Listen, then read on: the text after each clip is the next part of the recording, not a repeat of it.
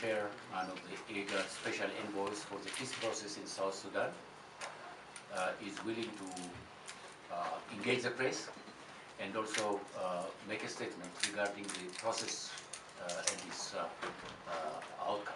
Thank you. Well, good morning, distinguished ladies and gentlemen of the media. Thank you for coming. I'm sure you might have come across the press release made by the envoys of IGAD to South Sudan peace negotiation when we adjourned the second phase of the negotiations, which was launched on the 11th of last month. We have been engaging the parties quite for some time, and because of the developments now, we have concluded towards the wrapping up of this session of the second phase.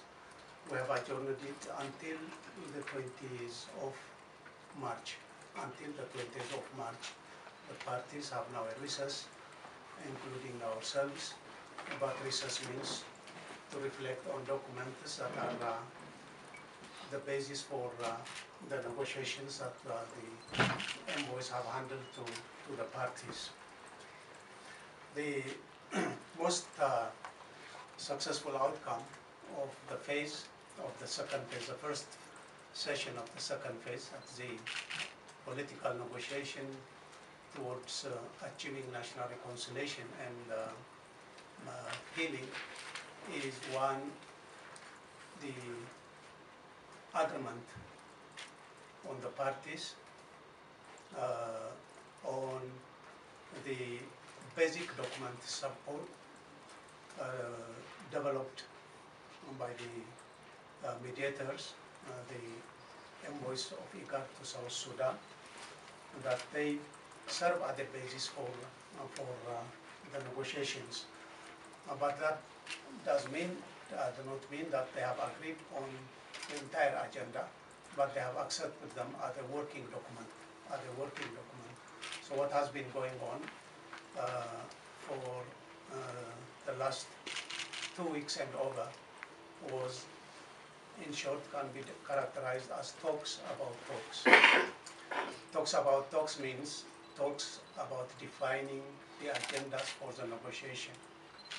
You can imagine when you have a complex situation like that development in South Sudan, it's not an easy exercise to see for the parties to agree on what agendas they cover, except in the modalities and the formulations of the priorities.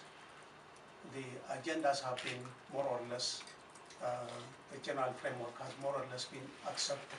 That's to say, the parties recognized that they would negotiate on social and humanitarian matters, 1. 2, on national reconciliation and healing.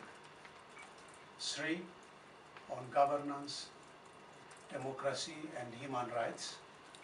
4, on justice and the rule of law institutions. And 5, on economy and development. And the 6 probably would be the intra-party dialogue within the leadership of the SPLM party. Now, after recognizing that these are the broader agendas that would allow the parties to address a comprehensive negotiation, what has become a point of difference is on how to package them,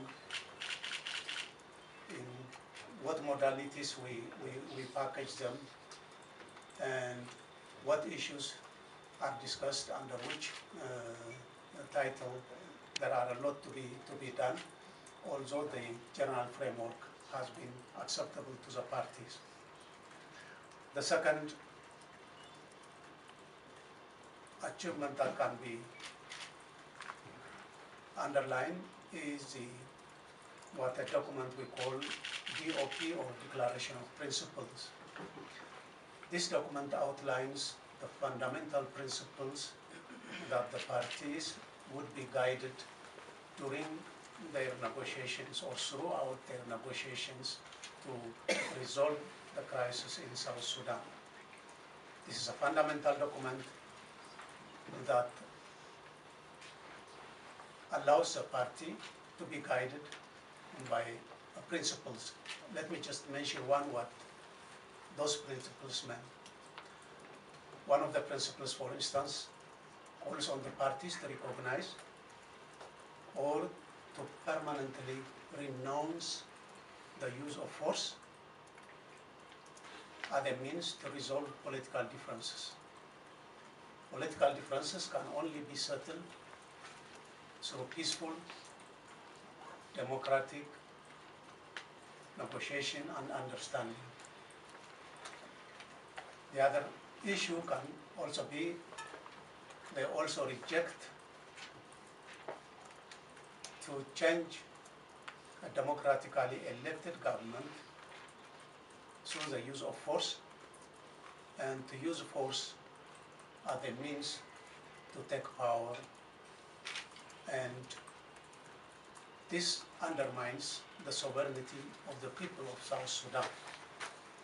That peaceful and democratic handing over of power from one party to the other or from one group to the other can only be done through democratic election and the sovereign choice of the people of South Sudan. I could go on mentioning this sort of important guidelines, and these guidelines have been more or less accepted by all the parties. What deterred us from signing this document was on who should sign this document together.